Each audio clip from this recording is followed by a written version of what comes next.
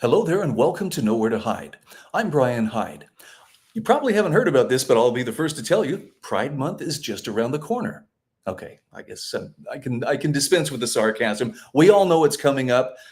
A lot of us kind of just hold our breath like, okay, let's get this thing over with. But the Old State Saloon is, well, they're taking a little bit different approach. And actually, I think you may appreciate the approach that they're taking to Pride Month. We got a couple of very interesting associated stories about reality finding itself fashionable in Idaho once again. I've got details coming up. All reporters are biased, the Idaho Press Club are biased, all media, newspaper, radio. To be completely blunt here, Brian, and there are plans to expand indoctrination. That's right. Well, Idahoans are also concerned. Horror shot. That line would be moving a little bit farther west. I'm like crying. Nobody wants to see Dark money is influencing policy. Once again, welcome to Nowhere to Hide. You know, you can really divide people up into one of two camps. There are people who want to control other people and make them do what is the right thing to do. And then there are others who believe that people should be able to make their own choices and basically anything peaceful is on the table. You know, I think we can each tell which group we feel most comfortable with, but with Pride Month breathing down our necks, let me tell you, that first group is really going to be pushing it again for all that they can. And we see this every single year. In fact, I want to share with you a couple of examples of how people can push back in a principled way. And this is actually one of the best ones that I've seen. This is from last year, June 7th of last year.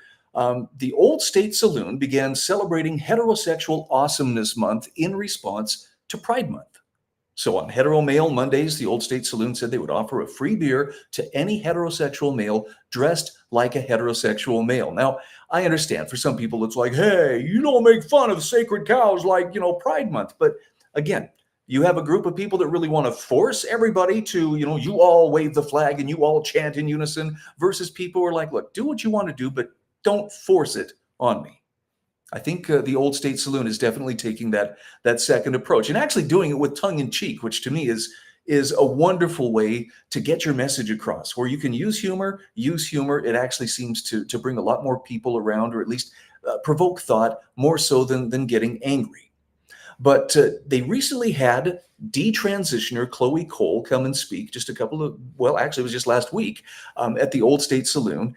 And this is an Idaho Dispatch story, but I've got to tell you, this was actually really good on the part of the Old State Saloon, as well as anybody who's just looking for some reinforcement for do we have to all pretend that this is all normal and good and that everybody has to sing in exactly the same key?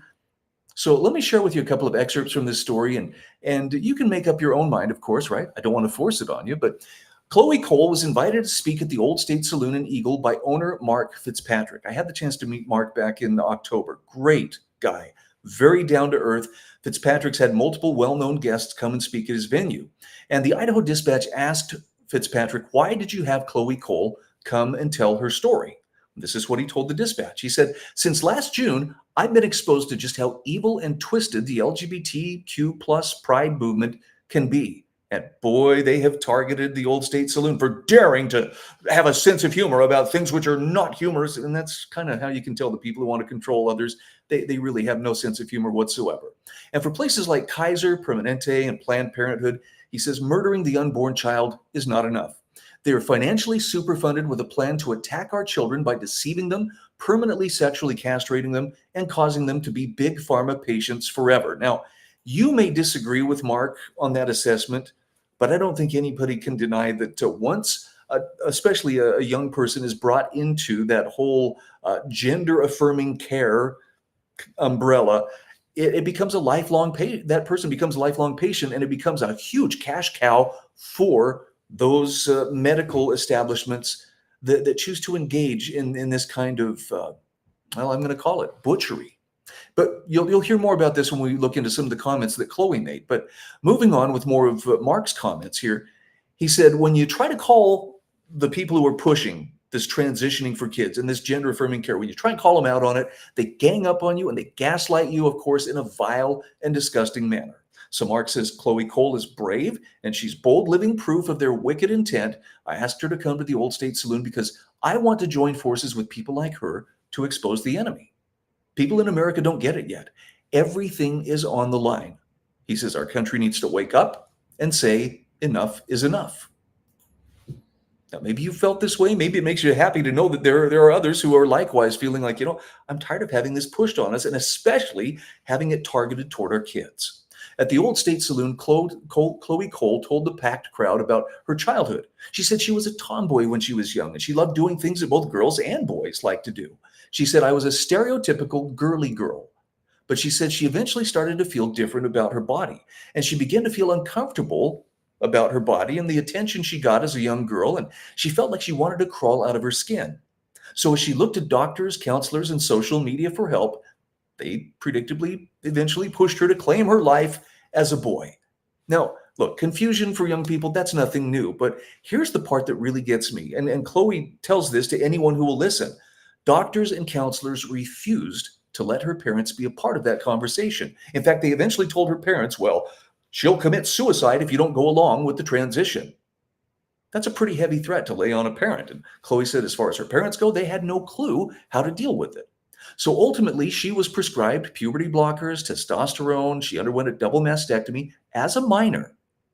And she said her voice changed. She cut her hair. And that other people who knew her said that she became unrecognizable from the girl that she looked like before. Now, about a year after her surgery, Chloe said she regretted everything. She started seeking places for people like her. She realized this was a mistake, and she found online forums that helped her realize she wasn't alone. Chloe has been maligned and attacked by the radical left for speaking out against the transgender movement. She said that what she really needed was time.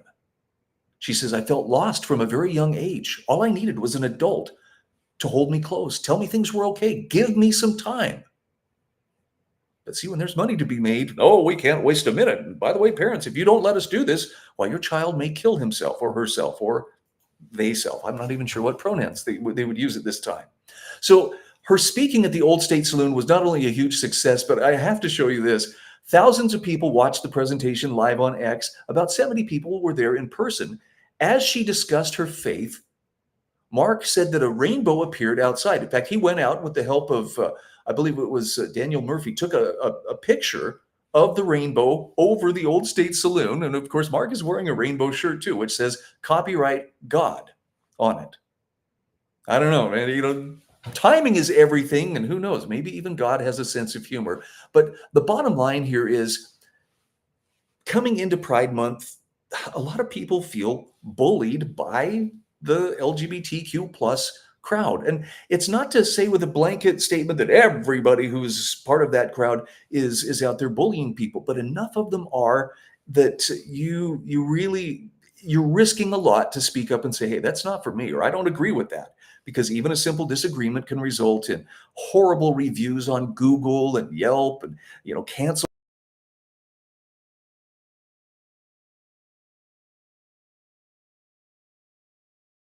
These people aren't out there actively promoting the people who protest or violence or anything against someone who's different than them. They just want to be left alone. But remember that group that just can't leave people alone, has to force them to do the right thing? Okay, you get the picture. So a timely message. The rainbow, I'm sure, is going to irk a few people, but hey, you know who holds the copyright on it. If you got a problem, I suppose you should probably take it up with him. Now, a semi-related story, and this is curious in the sense that St. Luke's, not known to, be above doing whatever they feel like they want to do or what's profitable. They have opted not to fly the pride flag during Pride Month. Now, I know some people are like, well, what could it possibly be? Are they doing a complete turnaround? I don't know about that, but they definitely appear to be reading the room, and they've opted not to fly the pride flag during June, especially after the state law was passed that says, at least on state properties. Now, St. Luke's isn't state property, but maybe there's something more here. They're a little more joined at the hip with the state than they care to admit. They said, due to that confusion, we really don't know if we want to, fly the flag. We just don't know. But here's how KTVB reported it. St. Luke's, one of Idaho's oldest established healthcare providers, recently decided not to fly the inclusive Progress Pride flag next month. See, they're even trying to change the verbiage here to make sure we don't. You mean the gay pride flag? Yes, the inclusive Progress Pride flag. Okay. June is known as Pride Month nationally, although the city of Boise celebrates Pride in September. And as long as Mayor McLean is in there, who knows? Maybe they'll be celebrating it every day in defiance of the law. But in a news release, St. Luke says it continues to support the LGBTQ plus community in multiple ways, but that the flag flying has become increasingly contentious. Now, they're not wrong. It has become increasingly contentious. But the question is, who has made it contentious? The people who want to be left alone, or the people who want to force something on everybody else? I'll let you answer that question for yourself. One last note here, and again, this is regarding St. Luke's deciding not to fly the pride flag. Their press release said, "At St. Luke's, we believe every individual deserves our respect and the highest standard of care. Each person brings unique needs, experiences, and perspectives, and honoring that diversity is not only essential to quality care, but simply the right thing to do. We are deeply committed to fostering inclusion and a sense of belonging for our patients, our team members, and the communities we serve." This is pretty standard, boilerplate. This is, I guess, what you would get from all the DEI kind of thinking that's gone on here of late. But in recent months, efforts to raise and again, they're just totally messing with language here, the inclusive progress pride flag, by which they mean the gay pride flag, have become increasingly contentious. Again, I wonder why. This has diverted attention to public debates about the flag rather than our intent in raising it, which is what? To make money off it? Chloe, maybe we could have that conversation. Does St. Luke's make money on this kind of stuff? Anyway, to signal that St. Luke's is a welcoming environment for all, and I would say especially for those who could improve the bottom line for our stockholders. Who knows? On the one hand, St. Luke's, you're doing the right thing in reading the room and understanding people are tired of having this forced on them. They really are. And I don't encourage people, go out there and find ways to push back during Pride Month. Sometimes the best approach is just to ignore it as best you can. But boy, it's not an easy thing to do when you have an oppressed group that everybody is against, including the media, corporate America, academia. They have the support of all of those institutions. And yet still they claim that they are victims. So bottom line here is we all have a decision to make. Are you going to be part of the people who have to force everybody to see things a certain way? Or are you going to be people who can allow people to differ from you? I know which group I would rather hang with because they're a lot more fun. I know which group I would avoid like the plague. So you make your own choice, but just know you do have that choice. I'm Brian Hyde, and this is Nowhere to Hide. All reporters are biased. The Idaho Press Club are biased. All media, newspaper, radio. To be completely blunt here, Brian, and there are plans to expand indoctrination. That's right. Idahoans are also concerned. Horror shot. That line would be moving a little bit farther west. I'm crying. Nobody wants to see Dark money is influencing policy.